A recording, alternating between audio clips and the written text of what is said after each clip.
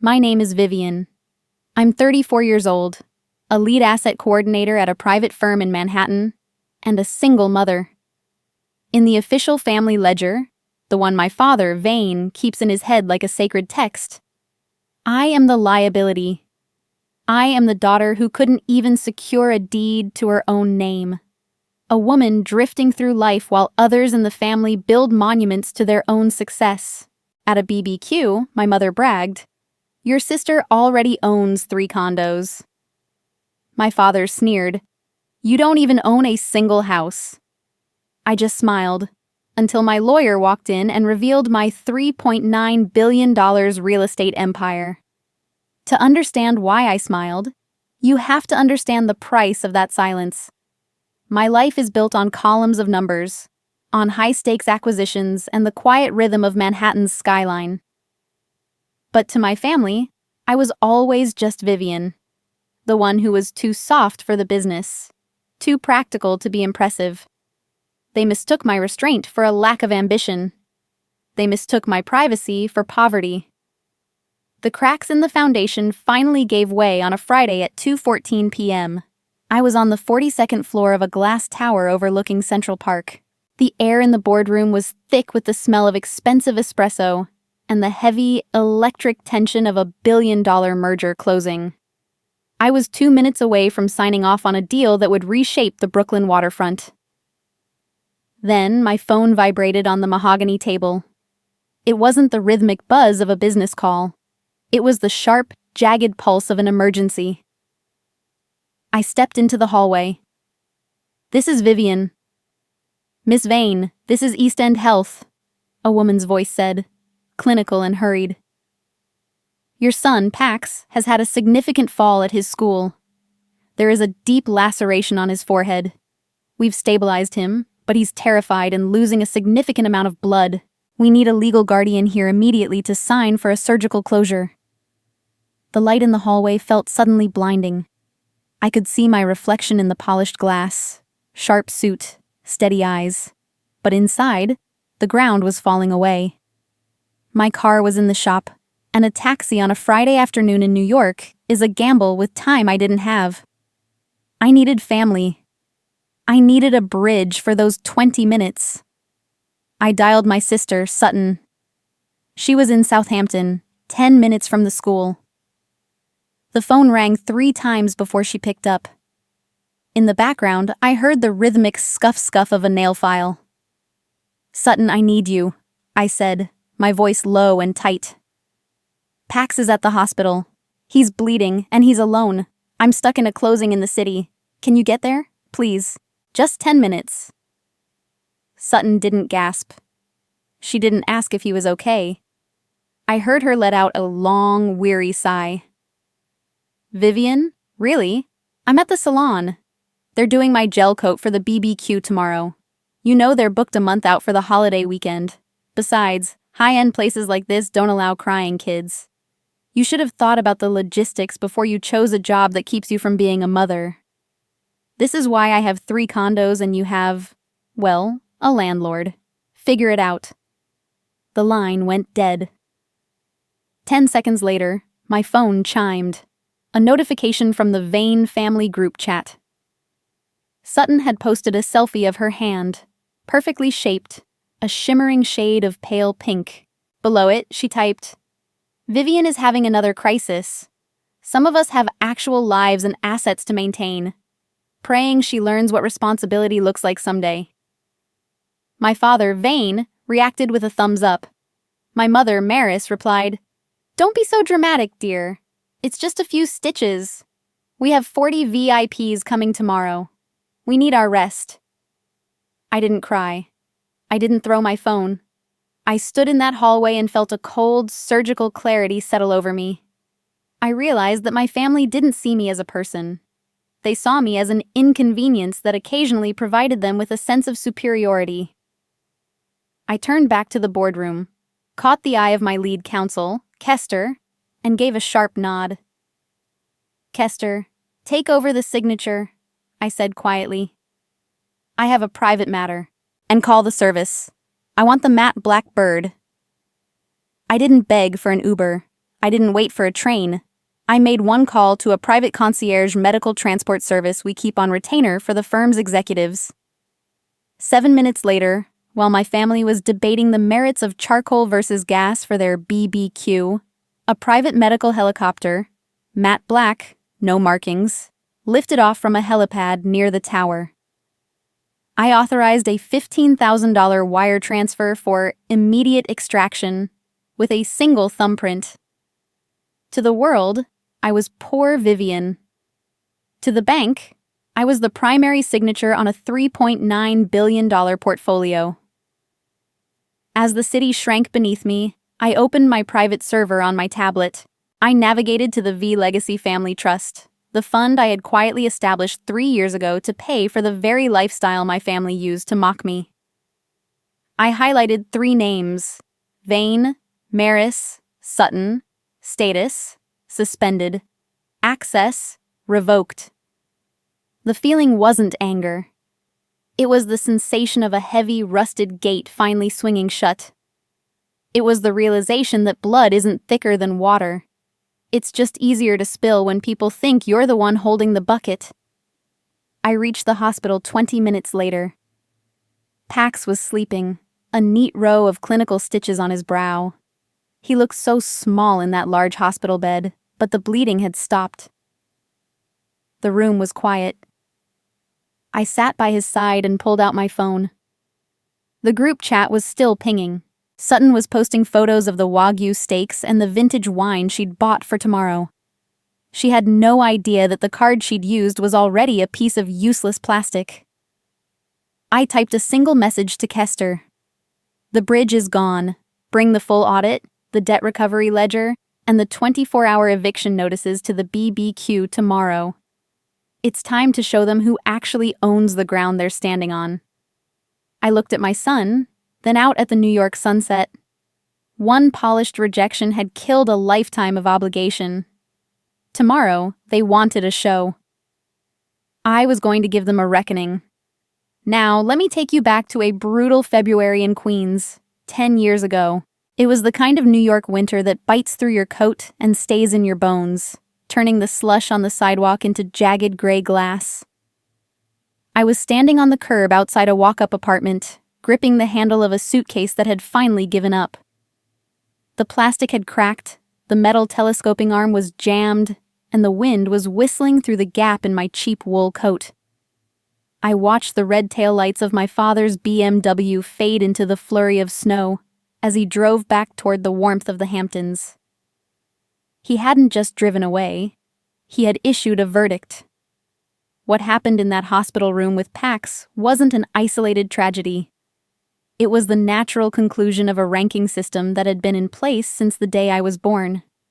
In our house, love wasn't a gift. It was a commission. You didn't receive it for being a daughter. You earned it by closing a deal that made Vane look like a king. My father, Vane, was a man who lived and died by the glossy brochure. If a thing didn't look like $1 million, if it didn't bolster his image as a titan of industry, it simply didn't exist to him. My sister, Sutton, was the dream. She was charismatic, reckless, and perpetually expensive. My parents saw her as their second chance at elite status, a shimmering vessel for their own unfulfilled vanity. They didn't just love Sutton, they invested in her delusions, covering her overdrafts and praising her vision while ignoring the trail of broken promises she left behind. Then there was me. Vivian, the managed.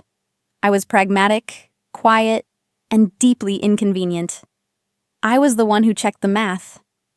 I was the one who noticed the rot in the floorboards while everyone else was busy admiring the curtains. Sutton was celebrated for her potential. I was managed for my reality. She was a dream they wanted to live, and I was the alarm clock they wanted to smash. The pattern became a permanent record during my master's degree graduation from NYU. I had worked 2 jobs to pay the tuition my father promised, but forgot to send. On the day of the ceremony, the auditorium was a sea of purple robes and proud families.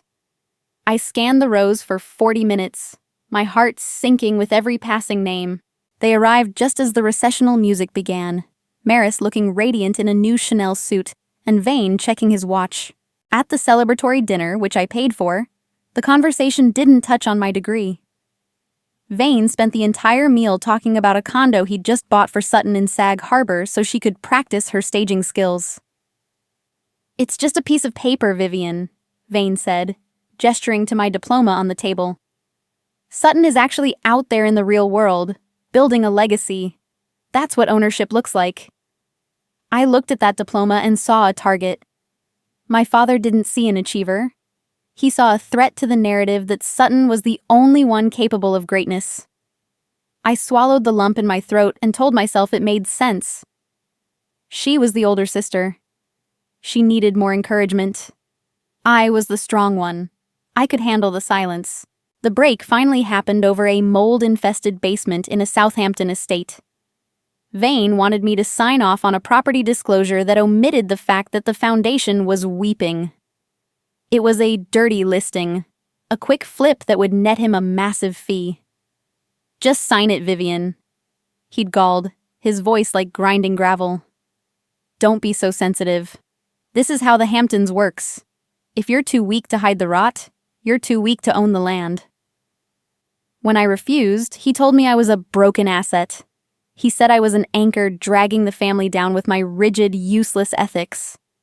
That was the night he drove me to that Queen's apartment, dropped my scuffed suitcase on the curb, and told me to see if my pragmatism could pay the rent.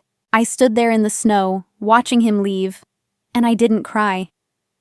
Instead, I thought about the words of a mentor who once told me that a building is only as strong as its footings. If the foundation is built on a lie, the collapse isn't a matter of if, but when. I spent that night in a room that smelled like old radiator heat and wet wool, opening my laptop. I didn't start a diary. I started a ledger. I began to track the high-interest debt Vane was accumulating to fund Sutton's success. I saw the mountain of sand they were building their house on. I told myself I was doing it to protect them. I told myself that if I could become successful enough, I could step in and save them when the walls finally came down. I was still hungry for the seat at the table, still hoping that one day, Vane would look at me and see a partner, instead of a liability.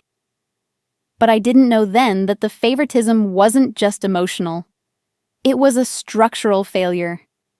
They were building their entire world on my silence, and I was about to send them the first bill. The financial shadow was already stretching toward the BBQ, and as I looked at the red numbers on my screen, I realized that I had already stopped being a daughter. I was becoming the person who owned the debt. The sunlight during those Sunday brunches at the club was a clever trick. It filtered through the floor-to-ceiling windows, catching the bubbles in the crystal glasses and warming the white linen tablecloths. After the brutal winter in Queens, I allowed myself to believe the frost had finally thawed. My mother, Maris, started calling every Tuesday morning. My father, Vane, began pull out a chair for me at the inner table where the big players sat. They stopped asking why I lived in a walk-up and started asking for my market insights. At the time, the shift felt like a repair. I was hungry to be seen, and I didn't see the harvest for what it was. Sutton was the primary scout. She didn't ask for money in those early months of the thaw. She asked for professional guidance. We would sit on the patio of the estate, the smell of salt air and blooming hydrangeas surrounding us, and she would lean in like a confidant. She remembered the date of my quarterly bonus. She knew which hedge funds my firm was tracking. She memorized the names of my emergency contacts and the specific logistics of my travel schedule. "You're the smart one, Viv," she'd say, her voice light and melodic. "I just want to make sure I'm doing things right, like you. Teach me how to think like a coordinator." I told her everything. I laid out my strategies, shared my network, and explained the growth patterns of the assets I was beginning to acquire. I poured my knowledge into her like a gift, believing that the more I proved my worth, the more permanent my seat at the table would become. I was feeding her the ammunition she would eventually use to try and bury me. But in that golden light, I only saw connection. The first crack in the "just this once" piece happened on a rainy Tuesday. Sutton called, her voice trembling. She was in escrow for a condo in Sag Harbor, the first of the three, and she had miscalculated the closing costs. "Just this once, Viv," she whispered. "Only for a month. If Vane finds out I mismanaged the earnest money, he'll revoke my listing privileges. You're the only one with the liquidity right now." The amount was $45,000. To the family, I was still the managed daughter with a modest paycheck. To my private ledger, I was a woman who had just closed a $20 million land play in Montauk. My hand didn't shake when I hit authorized on my banking app, but my chest felt heavy. I told myself it was an investment in my sister's stability. I told myself it was the price of admission. That 1 month never ended. The loan transitioned into a gift, so quietly I barely noticed the shift. By the second year of the thaw, the requests had been standardized into a recurring schedule. It was a process of ATM training, the slow, methodical normalization of my exploitation. First, it was Sutton's monthly maintenance fees for the condos. Then, it was the property taxes for the Southampton estate that Vane overlooked. Eventually, it was the family trust, a massive $250,000 safety net I funded through a shell company called V Legacy to keep them from foreclosure when Vane's firm took a devastating hit. They didn't know I was the owner of the debt. They thought I was just the clerk who managed the paperwork for a mysterious, benevolent investor. I kept a spreadsheet. Not for revenge, but because I'm an asset coordinator, and data is the only thing that doesn't lie. I archived every statement and screenshotted every emergency text. The sheet was clinical. Column A, date. Column B, recipient. Column C, reason, usually a variation of crisis, or just this once. Column D, status, always unpaid. The shock didn't come from a single transaction, but from the total at the bottom of the 5th year. $2.4 million. That was the silence tax I had paid to stay in their good graces. While Sutton was being praised for her real estate empire, I was the invisible engine providing the fuel. I was no longer a daughter. I was an amortized asset. They were living a multi-million-dollar lifestyle on a scapegoat's hidden capital. The backhanded compliments were the poison that kept the warmth in check. At a dinner celebrating Sutton's second condo acquisition, an acquisition I had secretly co-signed through an offshore entity, Vane raised his glass. "Vivian is truly great with numbers," he told the table of investors. "It's a shame she doesn't have Sutton's eye for real ownership. She's a wonderful clerk for the family, though. We'd be lost without her filing skills." The table chuckled. I looked at the red wine in my glass and felt the familiar burn at my sternum. He was praising my utility while explicitly denying my status. I was the help that happened to share their DNA. The bao dung, the tolerance, I felt then was born of a misguided hope that if I just carried the weight long enough, they would eventually notice how heavy it was. I thought I was buying love. I was only funding my own erasure. I handed them the keys to my vault and the blueprints to my life, never suspecting they were already planning how to change the locks. The clarity didn't arrive with a shout. It arrived with the realization that they would always notice the money before they noticed my absence. I didn't know it that night at the club, but the BBQ was less than a year away. I was about to find out exactly what happens to a wonderful clerk when the family decides the vault is finally empty. Friday, 7:12 p.m., East End Health. That was when the silence finally became loud enough to hear. The recovery room was bathed in a cold, blue-white glare that made the polished linoleum floors look like a frozen lake. The air tasted of floor wax and sterile gauze. Beside me, the steady, rhythmic beep, beep of the vitals monitor provided the only heartbeat in the room. Pax looked so small under the weight of a massive hospital blanket, a thick white bandage wrapped around his forehead like a crown of thorns. The $15,000 extraction I had authorized from the helicopter had worked. The best surgeons in the state had closed the laceration, but the aftermath was raw. I sat on a hard plastic chair, my spine a straight line of exhaustion. My phone was down to 4%. Somewhere in a vault in Manhattan, a $100 million acquisition was scheduled to close at midnight, a deal that required my digital signature and a clear mind protocol. I hadn't eaten in 10 hours. I hadn't closed my eyes in 20. I looked at the clock on the wall. 7:45 p.m. The night-led nurse would arrive in 48 minutes for the shift change. I had exactly 4 hours until the deal went live. I didn't need a miracle. I just needed a bridge. 2 hours of someone sitting in this chair so Pax wouldn't wake up to an empty room while I stepped into a secure lounge to take the most important call of my career. I opened the Vane family group chat. My thumb hovered over the screen. I wasn't asking for a kidney. I wasn't asking for money. I was asking for a seat. Pax is out of surgery, I typed, the blue light of the screen reflected in my eyes. He's stable but terrified. I have a closing at midnight that I can't delay. Can someone come sit in the room for 2 hours? Just until he wakes up? I'm 10 minutes from the BBQ estate. I attached a photo of Pax. His eyes closed, his face pale, the bandage stark against his skin. The scene receipts appeared almost instantly. 3 names: Vane, Maris, Sutton. The response came at 8:02 p.m. Sutton. We're right in the middle of the pre-BBQ tasting, Viv. The caterers are doing the Wagyu sliders. And like I said, I just got my nails done.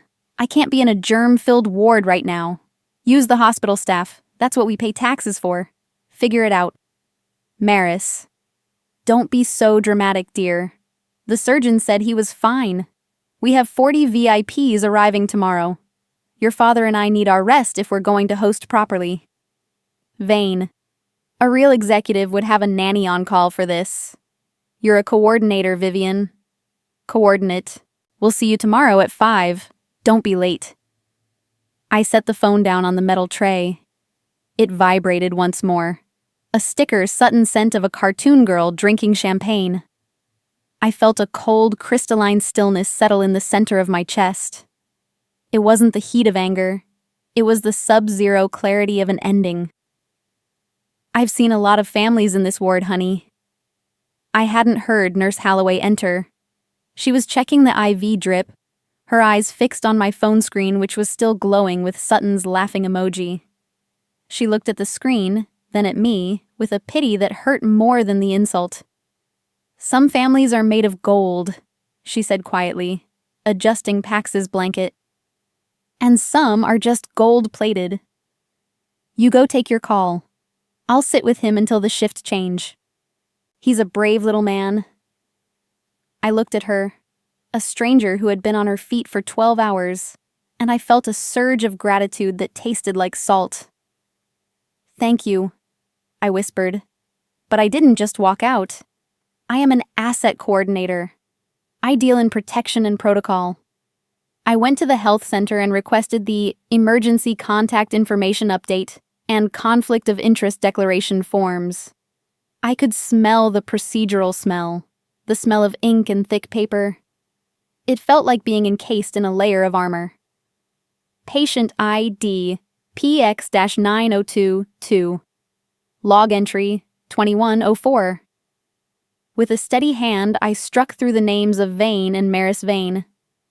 I replaced them with Kester, my lead counsel, as the sole healthcare proxy and emergency contact. I signed the HIPAA non-disclosure waiver, ensuring that no medical information would be released to anyone not on that list.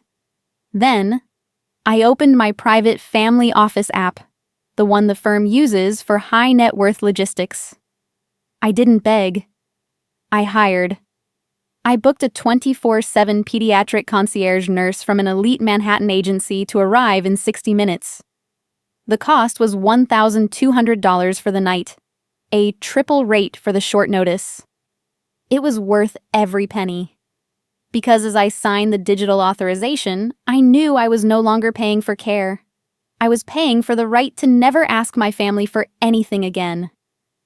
The $100 million deal closed at 12:01 a.m., while I sat in a quiet corner of the hospital lounge, my laptop light the only thing keeping me awake.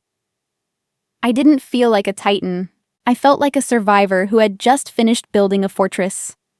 Saturday morning, 6 a.m.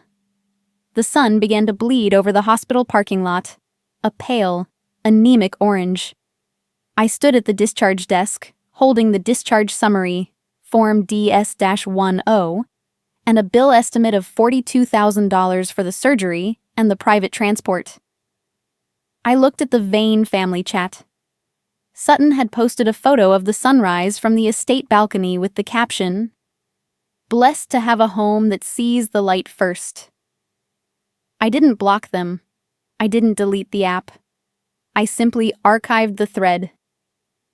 As I walked Pax out to the waiting car, the private nurse I'd hired walking beside us, I realized that Marcus Aurelius was right when he said that the best revenge is to be unlike him who performed the injury. I wasn't going to be cruel. I was going to be factual.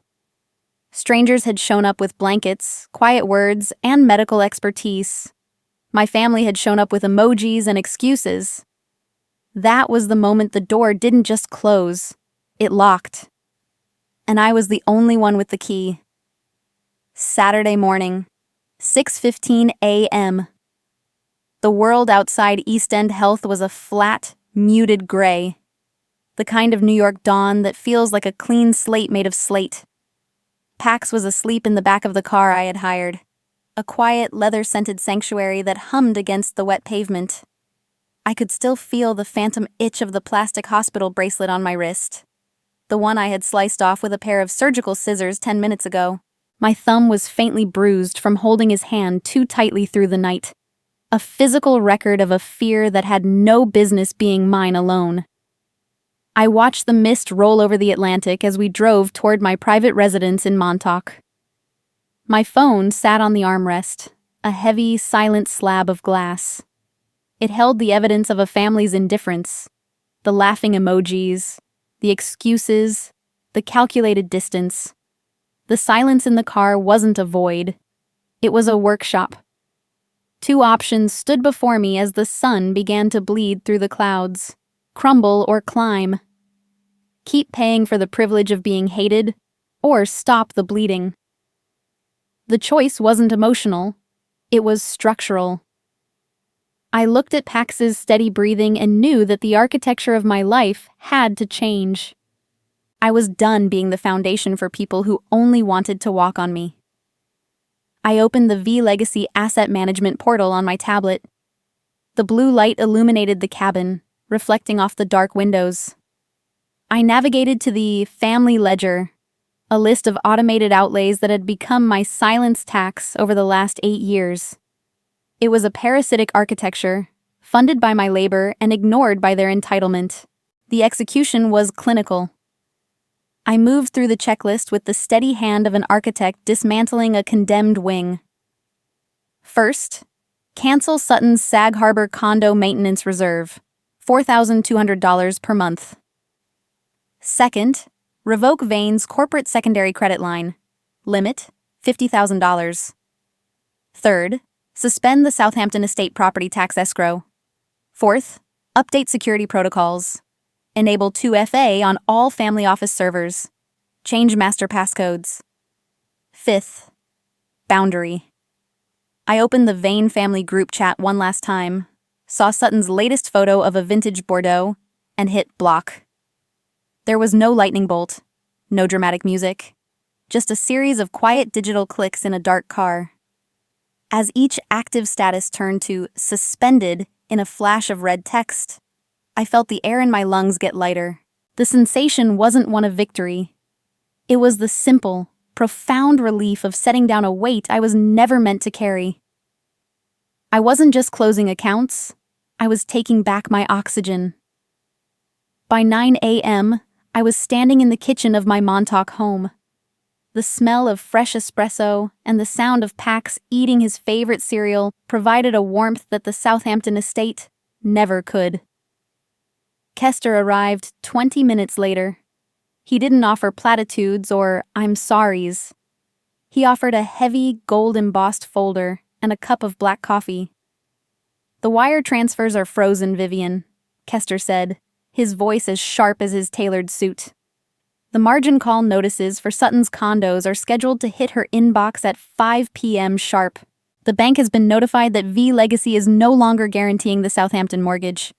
Are you sure about the BBQ?" "I'm sure," I replied. "They wanted a show. I'm giving them a reckoning." I spent the next 3 hours in a flow state, the professional sanctuary where I am most myself. I closed the final piece of the $3.9 billion acquisition, a portfolio of distressed residential assets that now included the very land my father called his own.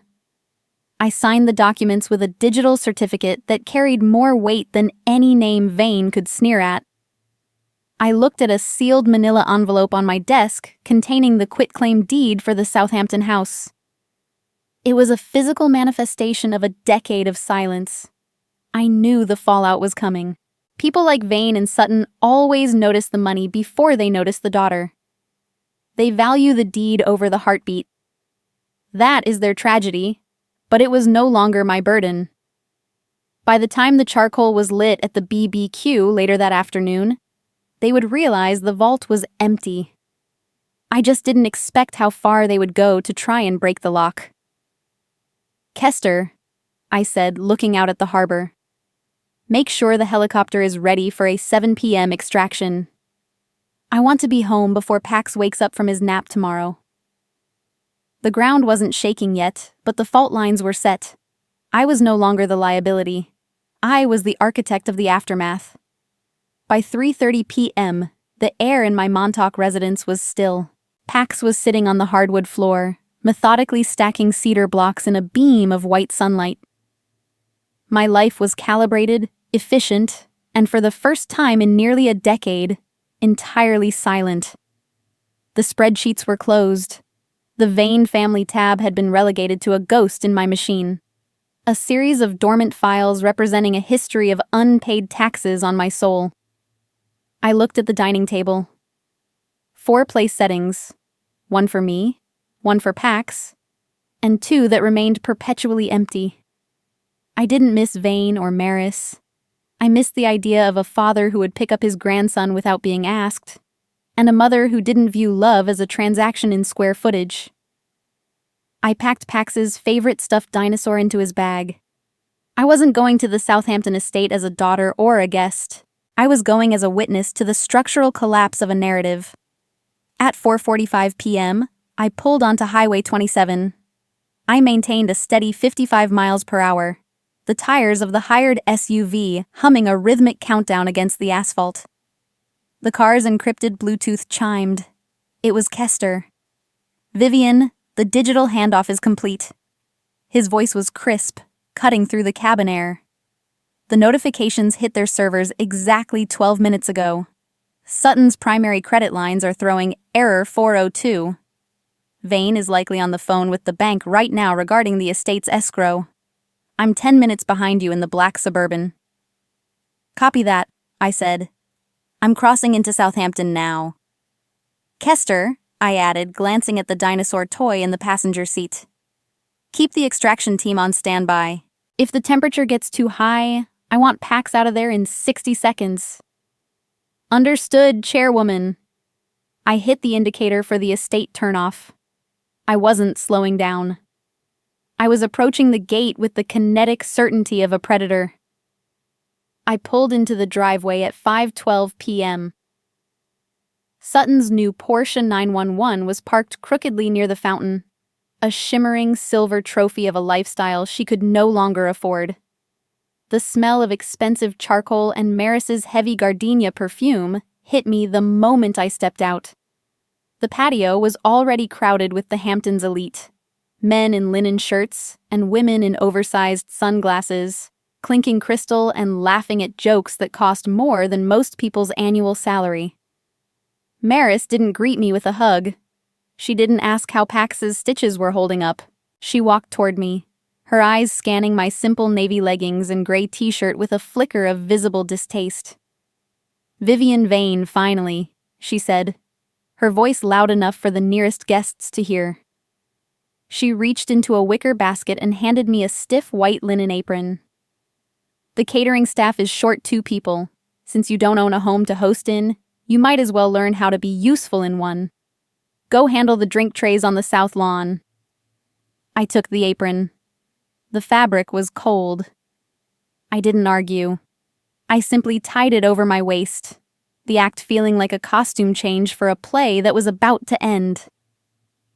"Vivian? Is that you?"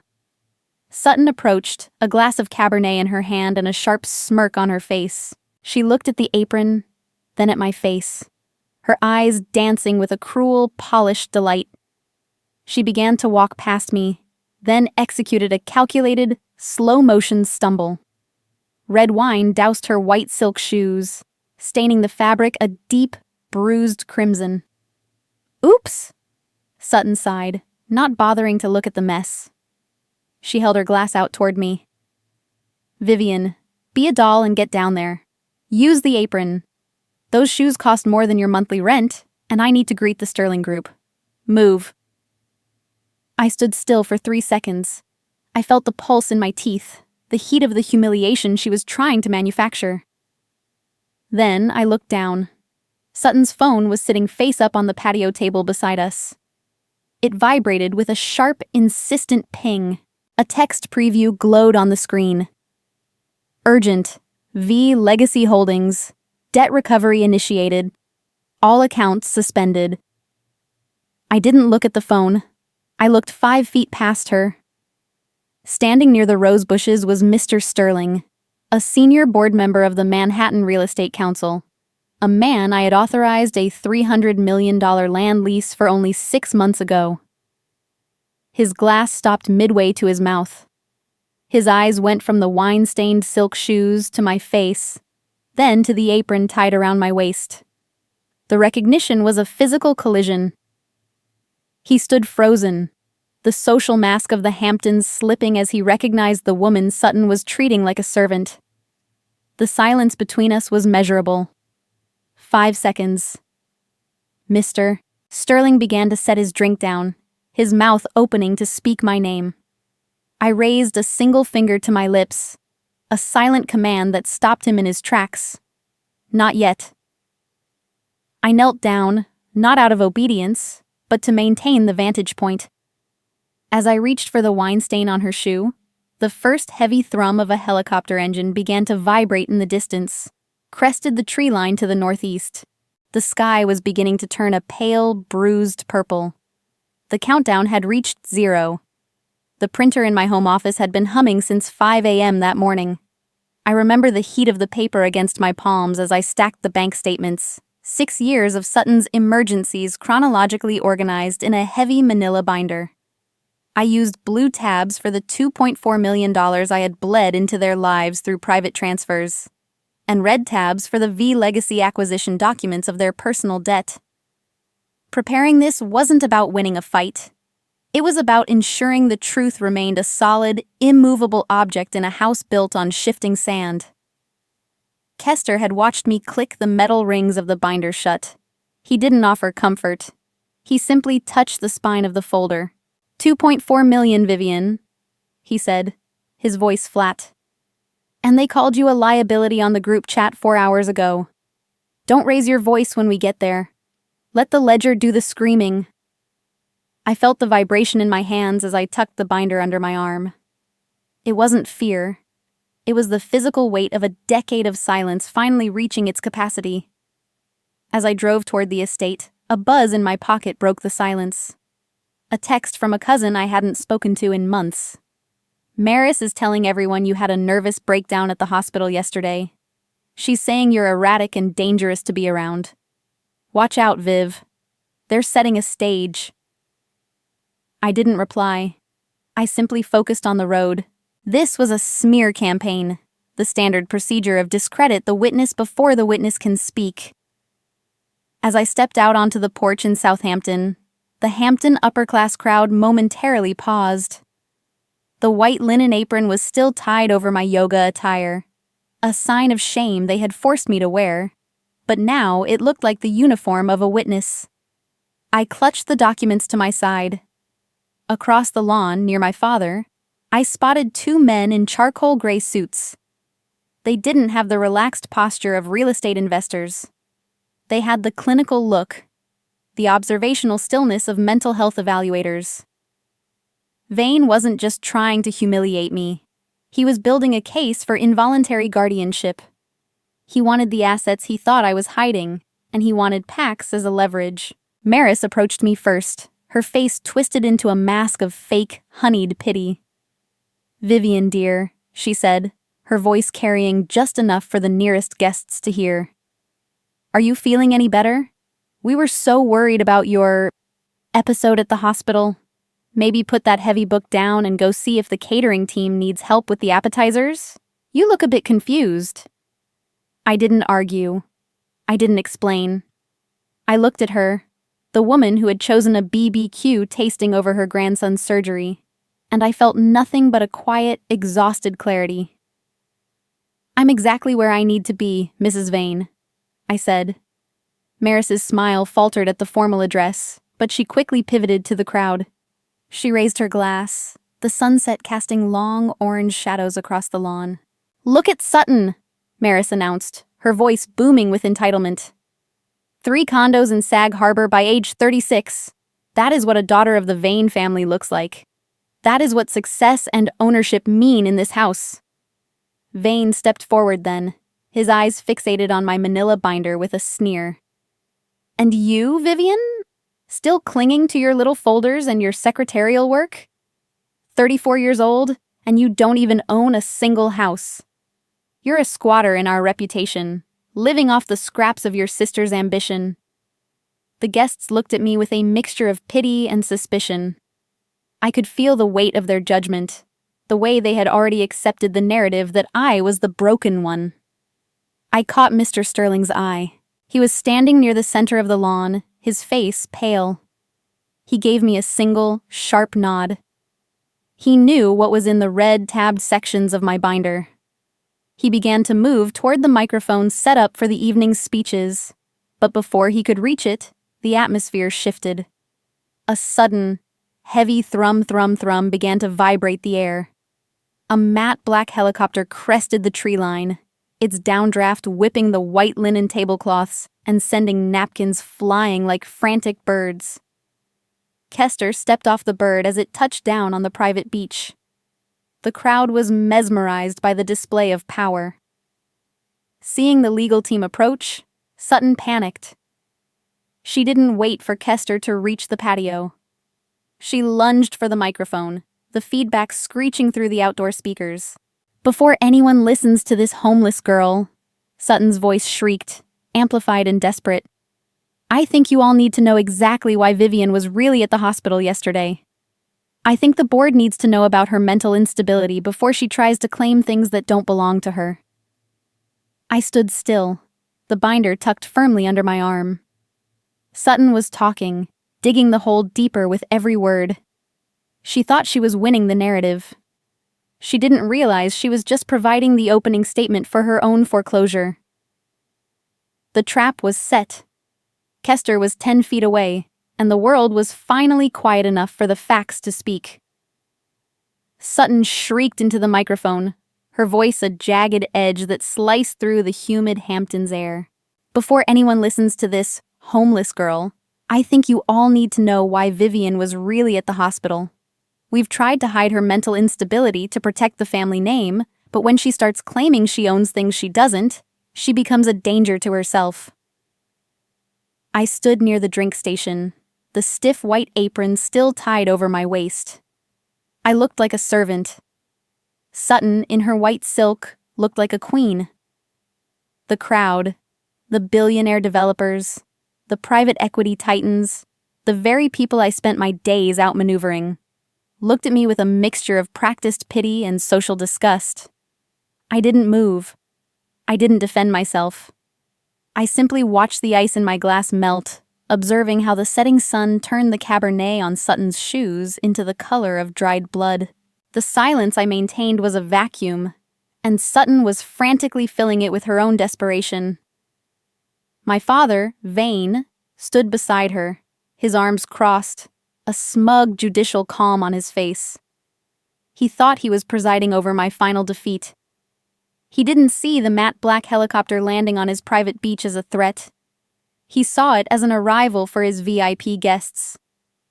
Then, Kester stepped onto the patio. He didn't walk toward Sutton. He didn't acknowledge the microphone. He walked straight to Vane, the crowd parting like a sea of expensive linen. Kester didn't shout. He didn't need to. He opened the gold-trimmed binder I had prepared at 5 a.m., his movements clinical and precise. For the record, and for the guests in attendance, Kester said, his voice a low-frequency hum that carried further than Sutton's scream.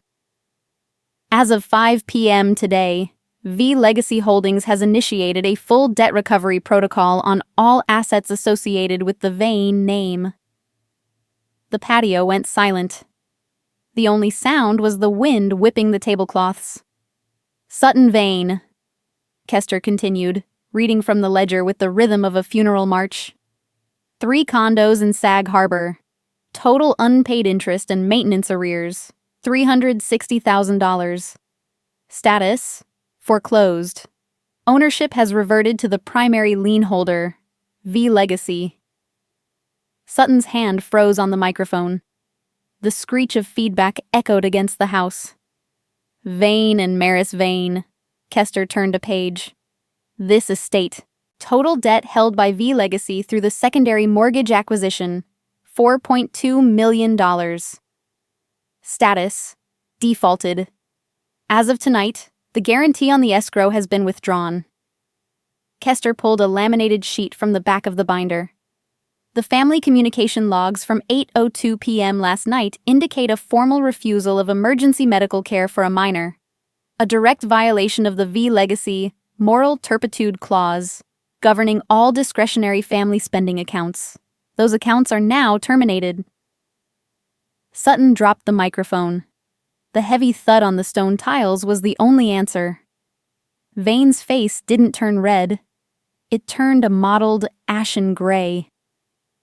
I watched the guests, the VIPs Maris was so worried about, quietly set down their glasses. They didn't offer comfort. They began to step back, physically moving away from Vane and Sutton as if they were contagious. I untied the white apron. I folded it slowly, methodically, and placed it on the table next to the Wagyu steak Vane hadn't paid for. I stepped into the center of the patio. I spoke only once. 10 sentences. Dad's right. I don't own a house in Vivian's name, because Vivian is an individual, and in the real estate world, individuals are nothing but a burden. I own V Legacy Holdings. We currently manage a $3.9 billion portfolio of troubled residential properties across 3 states. I spent 8 years as managed daughter, while secretly managing this family's survival through shell companies that he was too arrogant to audit. I kept quiet because I thought I could buy a seat at the table built with my own money.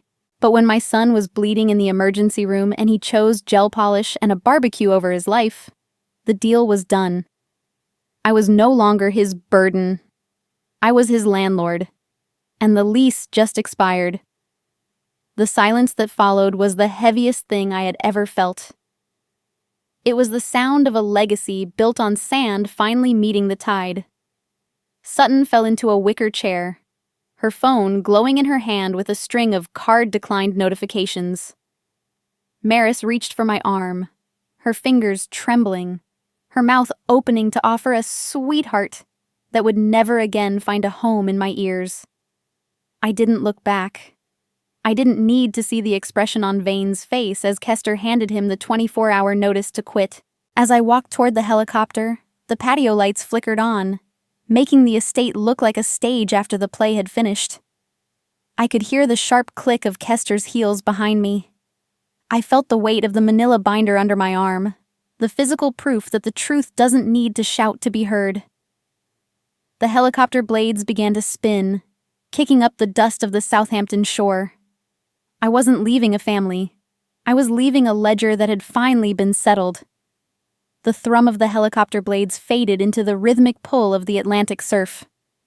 The lawn didn't erupt in shouting. It didn't end with a dramatic confrontation. It ended with the muted sound of silverware hitting china and the distant, muffled click of car doors in the driveway. The guests, the elite Sutton had spent years cultivating like rare orchids, didn't offer comfort or stay to defend the vain legacy. They simply vanished into the Hamptons' dusk, leaving a distance between themselves and the house that felt like a permanent boundary. I watched Vane sit by the grill, the charcoal long dead and turning to gray ash. He reached for a bottle of wine, but a server, already attuned to the shift in ownership and the freezing of the accounts, quietly cleared the glass before his hand made contact. The hierarchy had collapsed so quickly it didn't even leave an echo. As I walked toward the exit, Mr. Sterling stopped me. He didn't mention the $3.9 billion. He didn't ask about the merger. He just looked at me and said, "I'm sorry I didn't see you sooner, Vivian." A small, late apology. It was the sound of a decade of being overlooked, finally being corrected. He walked away, leaving me standing in the center of a world I now owned, but no longer needed. Midnight in my Manhattan penthouse.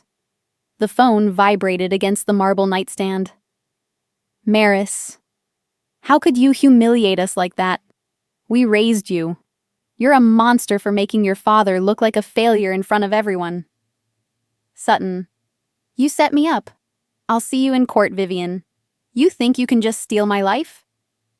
I didn't reply. I didn't send the screenshots of the $2.4 million ledger or the emails where they discussed my incapacity. There is a specific kind of peace in not defending the truth to people who are committed to a lie. I simply set the phone face down. Monday morning, 9 a.m. The locksmith and the moving crew arrived at the Southampton gate. It wasn't a scene of shouting. It was a scene of heavy-duty boxes and clinical paperwork. They had 24 hours to reclaim their dignity. They chose to spend it sending angry texts. By noon, the estate was a hollow shell. The lease on their entitlement was officially over. 3 months later, a Tuesday morning in Central Park. The air smells like fresh-cut grass and rain. Pax is running toward the playground, his laughter a bright silver sound in the open air. The scar on his forehead is a thin, pale memory now, nearly invisible in the morning light. I have a new routine. No Tuesday calls from Maris. No family support alerts on my banking app. I spent a decade trying to convince people who were colorblind that I was painting a masterpiece. I didn't need their recognition to know the value of my work. I just needed to stop handing them the brush. I open my laptop on a park bench. I find the Excel file labeled Vane Family Trust, Expenses. I don't archive it. I don't save a backup for what if. I drag the file to the trash and hit empty. The silence tax is settled in full for anyone carrying a weight that doesn't belong to them. The expectations of a family that only sees your utility. The debt of a love that was never free. You can put it down. The ground doesn't open up. The sky doesn't fall. The world didn't end when I stopped being their liability. It just finally started to rotate around me.